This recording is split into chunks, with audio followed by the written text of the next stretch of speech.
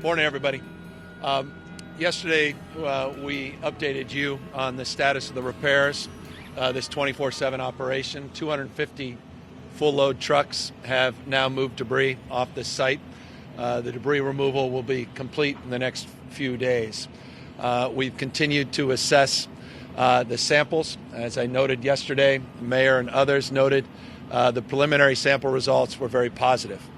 We had, however, some outstanding samples that went to the lab overnight, and very early this morning we've got an update for you on the core samples. This were the samples particularly taken from the upper deck, and the most disconcerting part of this operation.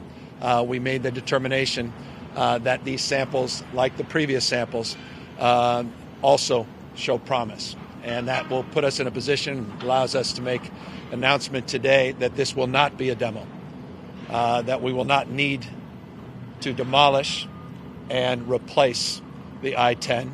We will continue the kind of repairs you're seeing being done behind me and continue a shoring plan to shore up this site. Again, 100 columns have been damaged, 9 or 10 severely, but that shoring work will continue 24/7. And it will allow us to reopen for traffic the I-10 in a matter of weeks. The estimate currently is 3 to 5 weeks. We're going to do everything in our power to move that into a more immediate future and not extend this to that 5-week period. Again, 24-hour operation, 7 days a week, rain or shine. But this is good news under the circumstance. And I've got to say, on the basis of the preliminary assessments, news that, frankly, a lot of folks, particularly the experts you see behind me, didn't expect to share. As I noted as late as yesterday evening, we were moving on a parallel path. We were determining not just a shoring framework and plan, but we were looking at getting some prefabbed large structures built in real time if the demo plan was going forward. But good news, appears now structural plan will allow us to do the surgical repairs. We'll get at least 4 of the 5 lanes open. There will be, as we get these lanes open, some nighttime repair work, so there'll be some periodic closures that folks will expect, but the key is to get these structures in a position where we can get cars and traffic moving again in the short term. Additional information some of you had asked and requested yesterday as it relates to the ongoing investigation. There's no news, no update as it relates to identifying the individual or individuals responsible for this act, for this intentional act of arson. We did do some additional materials analysis. There were no surprises. Of all the hazmat materials, nothing was highly contaminated on this site. We have dust contamination plans that are operational as we speak. There is a modest amount of contaminant, particularly lead, but that was derivative from the burning of the vehicles. There was no stored materials that were toxic and no surprises on site. So that will allow us to move forward with more aggressive debris removal in the next few days. Again, pallets, wood pallets, recycling materials, and cars, primarily operational cars and produce that were on site. I'll remind you that Apex Development, Inc. is the lessee. They have an unlawful detainer not only on this site, but I mentioned 4 other sites in the area. They now have unlawful detainer on all 5 of their sites. We brought down our legal team that is here, and we're looking at every conceivable pathway to move to expedite removal of this lessee on all the remaining sites. I continue to remind you the importance and the imperative and the work that's being done across this state, looking at similar leases, looking at similar safety concerns. That assessment continues, and again, as we get more information, we'll be sharing it with you. So 3 to 5 weeks, shoring work will continue. The bracing work you see behind me will move very quickly. And before I introduce the mayor, let me just reinforce some good news in that respect. The materials are all here for the bracing work. There's no supply concerns, no supply constraints. There's no workforce constraints. Contractors are on site, so we have all the component parts that we need. And we'll be also putting up so you can track our progress. You can hold us to a higher level of accountability. As we noted yesterday, We have a new website to encourage people to go to, fixthe10.ca.gov, fixthe10.ca.gov. By Friday at the latest, we're putting poles up and cameras up. There'll be 3 to 4 camera angles so that you can watch this operation unfold again 24 hours a day, 7 days a week until this thing gets done. I'll close by reminding all of you that we're taking the lessons learned from the Northridge quake, lessons learned from other incidences across this country as it relates to contracting provisions and the incentive provisions. And that's why I'm confident when I say 3 to 5 weeks that I don't want to see that 5-week mark hit. I want to see something much faster, and I have all the confidence in the world, the men and women you see behind me, and the pace of their repairs already underway, that we can not only meet our goal, we can do a little bit better in terms of that 5-week date. So that's the update. Relatively good news considering the alternative, a full demo, which would have been many, many months. We were looking at that 5 to 6 month period as the alternative, 3 to 5 weeks now as the likely time before we get these lanes, minimum 4 lanes up and operational. Final point on that. The reason we say 4 to 5 is there'll be some surgical repair work that will be done on the upper deck over a period of time, particularly as it relates to some of the side deck work. You'll see some of the tubular structure up top that was bent and melted. There is a little bit longer supply chain requirement in terms of getting to that work as we get traffic open. With that, I know all of you want to see this. No one wants to see this traffic moving again more than the mayor of Los Angeles, our partner in this process, Mayor Karen Bass. Thank you. Good morning, everyone. Let me begin by thanking the governor for his leadership, for mobilizing everything that we need in order to get Los Angeles back to business. Let me just say that in the midst of our emergency, I know that the governor is welcoming an international conference in San Francisco later on today. And so in the midst of that, he's down here on the job, on the ready, making sure that we have everything we need to get back to normal.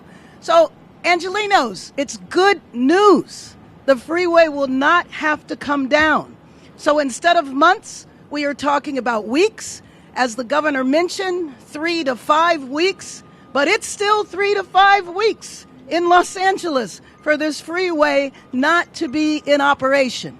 Now, we hope, as he said, there might be partial operation before that time, but we need to stay focused on, one, making sure that you stay informed about the traffic, making sure that you, if you work in a job where you can telecommute, please continue to telecommute. Stay on the freeways, follow your apps that will redirect you around. 300,000 commuters every day through this area. Our streets cannot take that amount, which is why we need you to stay on the freeway. But most important, something that we didn't have in 1994 is public transportation. We didn't have the technology that we have today. So there's no reason for this to be the disaster that it could be if people are not informed, do not telecommute, and do not take public transportation. I'm happy to say that the company that is working on this, third-generation company, Security Pavings, they were involved in 1994. They have experience at working around the clock. I was with them yesterday. They gave me a tour of the area. Considering what this looked like on Saturday and Sunday to today, they have already done a tremendous amount of work. The City Department of Transportation and Metro will continue to find creative ways to mitigate the impact of this on commuters and surrounding businesses. But through all of this, we need Angelenos to help. We need Angelenos to work together, to not turn against each other. I've already heard today of an instance of minor road rage. When there is traffic, Angelenos get angry. We need to stay connected to each other and turn toward each other and not against each other. We did this just a few months ago when we had what we were expecting to be a hurricane. That also could have been a traffic disaster, but it wasn't because Angelenos were informed and Angelenos stayed together. We need to do the same thing now. I want to say before I introduce our next speaker that we will be giving regular reports on traffic. At 6 in the morning every day there will be a briefing and we will keep you informed throughout the day. If it is text messages, if it is the alerts that come through, we'll make sure that Angelenos stay informed. 3 to 5 weeks is a long time for us, but this is good news. Repair instead of demolition and rebuilding the highway. Thank you very much, and let me introduce Gloria Roberts. Thank you, Mayor. Good morning. I'm Gloria Roberts, Caltrans District 7 Director. We appreciate all of you being here and helping us provide a status update on the progress of our bridge repair. As the Governor mentioned, crews have been hard at work around the clock in clearing the debris and shoring the structure. Our engineers are continuing to work as our goal remains to get the repairs done as quickly as possible and to open a safe roadway to travelers. We're fully committed to this. And until then, we ask for your continued patience. We have a website, as the Governor mentioned, that was activated yesterday, fixthe10.ca.gov. And that's fixthe10.ca.gov, where you can find the latest project updates, detour information, and links to transit options. We are very fortunate here in the city of Los Angeles that LA Metro operates a robust, safe, and reliable rail and bus transit system that provides a number of ways to travel to and around downtown LA through many parts and from many parts of LA County. There are also many other transit providers in our region, including LA DOT and other municipal bus lines, Metrolink Regional Rail, and Amtrak. And I encourage everyone to take advantage of these transit options. We at Caltrans thank Governor Newsom for his leadership and unwavering support. Thank you, Mayor Bass, and the entire City of LA team, including LAFD, LAPD, the Department of Water and Power, Emergency Management Department, and LA DOT for their care and response to this community. Our state family, Secretary Toksomashakan, and the California Transportation Agency, California Highway Patrol, and the State Fire Marshal, we thank you. Lastly, I want to thank Caltrans, our District 7 staff, who were here when the incident started, and all of the Caltrans team who came from Sacramento and across the state to provide assistance. Thank you, Caltrans Director Tony Tavares. We, all of us here, are proud to serve the people of California, and we take pride in District 7 to serve the city of Los Angeles. Thank you very much. And now we will be sharing this information in Spanish. Buenos días, mi nombre es Eric Menjivar, soy vocero para Caltrans Distrito número 7. Quiero darle las gracias al gobernador y también a la alcaldesa Bass por todo su apoyo y también a todos ustedes para los anuncios al público. Como mencionó el gobernador, los equipos están trabajando el 24/7 removiendo toda la basura y también apuntalando el puente que está atrás de mí. Nuestros ingenieros están continuando trabajando y en asegurar que la integridad de la estructura está en una manera segura. Nosotros estamos cometidos a abrir a lo más pronto posible. Lo más importante es abrir en una manera segura para el público. Le estamos preguntando al público, por favor, por su paciencia sobre este proceso para hacer nuestras reparaciones. Lo bueno es que vivimos en Los Ángeles, que tiene un confiable sistema de buses y de tránsito público. Por favor, en estos tiempos que estamos haciendo nuestras reparaciones, usan el sistema público que tenemos como el Metro, el Metrolink y el Amtrak. Queremos también dar las gracias a nuestras agencias públicas que nos están apoyando sobre estas reparaciones. La ciudad de Los Ángeles, todas las agencias y los departamentos, también los departamentos estatales, la patrulla estatal, los bomberos estatales y también la agencia de transportación estatal. También queremos dar las gracias a nuestros trabajadores que están trabajando los 24/7. Este incidente es algo muy grave y todos vinieron de cada parte del estado para venir a asistir en este proyecto. Y también estamos orgullosos a servirlos al público. Muchas gracias y vamos a abrir. Thank you very much for being here. I'm going to go ahead and open it up to questions and answers now.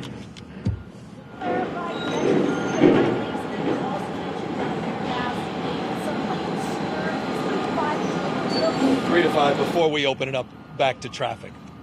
Before we open it up back to traffic, it may or may not be full 5 lanes. Could be 4 to 5 lanes. Again, for the importance of emergency repairs on the upper deck. So don't want to overpromise that all 5 lanes will be open in 3 to 5 weeks, but we believe with confidence that 4 of the 5 lanes certainly will be. We're hopeful that all 5 lanes will be up and operational within 3 to 5 weeks. Are the columns going to be replaced?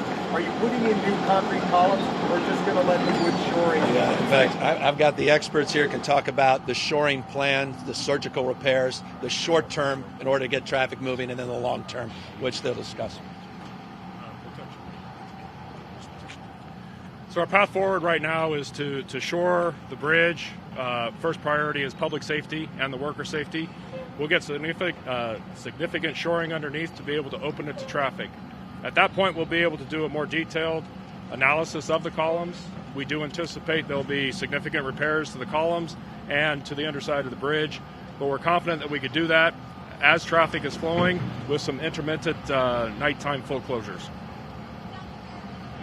Amount, even if it's preliminary, on the cost, and who will be paying for all of this? Secretary Buttigieg reached out this morning. We had the Federal Highway Administrator Bott in yesterday doing the analysis. It's too soon to speculate on that. Here's the good news. I'll be seeing the president in a few hours. We'll be spending the next few days with President Biden. They're all in on whatever we need, and we're assessing those costs in real time and the partnership with the federal government in relationship to that. As soon as we get that preliminary data, we don't have that at the moment, we'll share it with you. But again, we just learned this morning on the basis of the new samples that came in that this is not a demo operation, it's a repair operation, so the cost will be significantly more modest than would otherwise have been borne with the demo.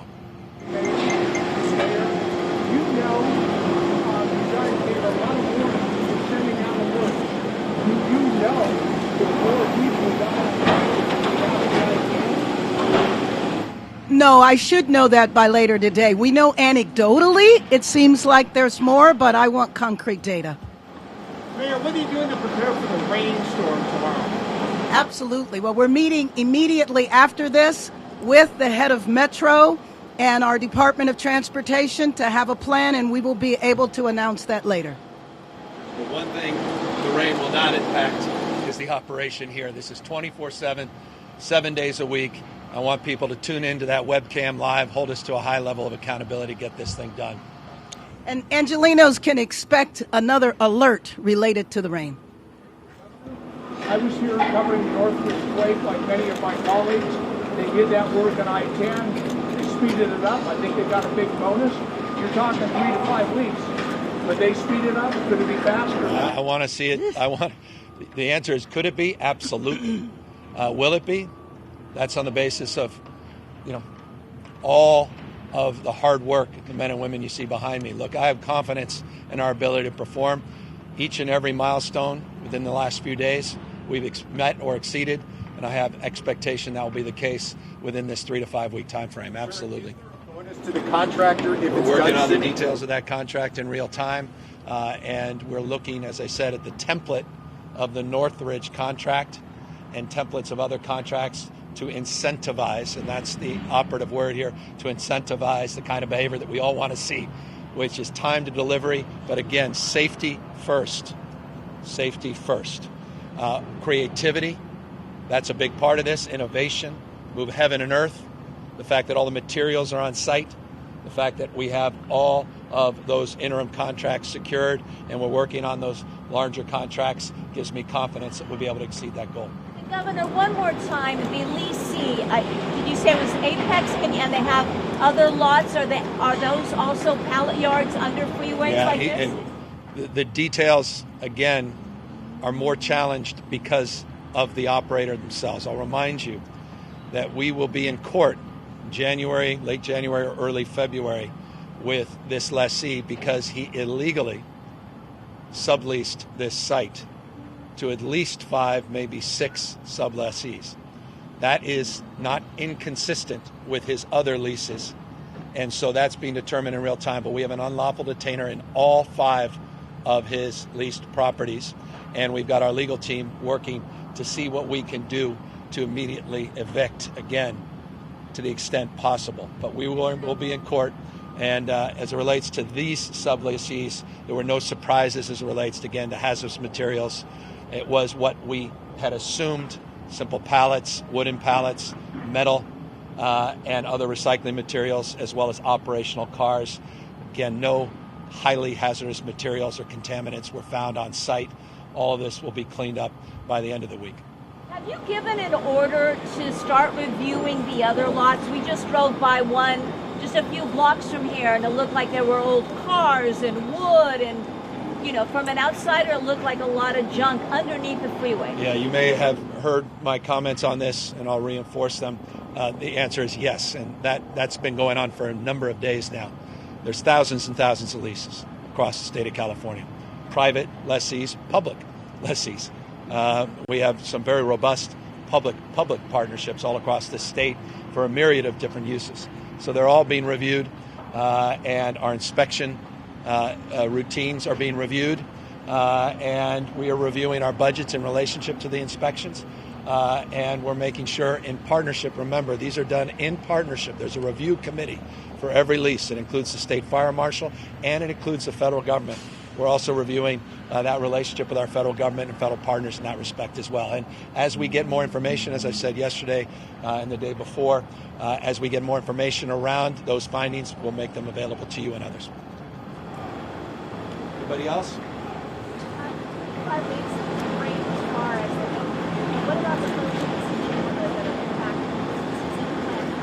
Yes, we're going to be reaching out to all of these businesses, and then we're coming together with my Deputy Mayor for Business and Economic Development to talk about how we can support the businesses in this area. Fortunately, you can see it's a pretty much an industrial area, so it doesn't impact foot traffic. But yes, we will be talking to all of the business owners. And if I just close with one final thing, because it is important. We need your help. Any information anybody has, we have a confidential tip line. It's 1-800-468-4408, 468-4408 for any information, any leads on this arson. We want to hold these folks accountable. We have some early leads on the basis of the businesses in the area and the cameras and the footage and witnesses. We have some preliminary information and leads, but we need more from the public. So anybody that has any information or tips, please don't hesitate to reach out. Thank you all very much.